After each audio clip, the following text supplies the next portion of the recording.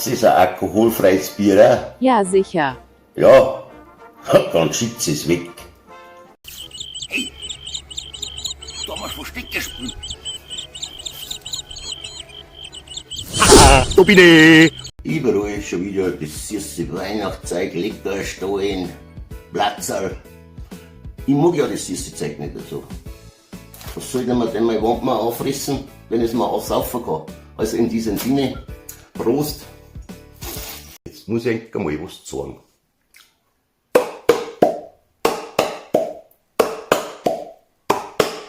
Wenn der Maibaum wieder am Dorfblatt steht.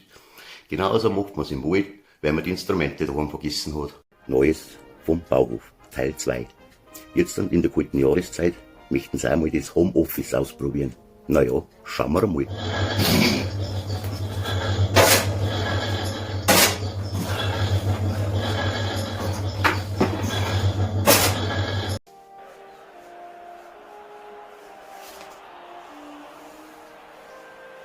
Sechs 0. Das ist er zum Eiergrauen. Schaumzenk. Mein Traum als kleiner Bub war schon immer, dass ich Lehrer werde. Dann habe ich mir meinen Traum erfüllt. Jetzt bin ich Lehrer.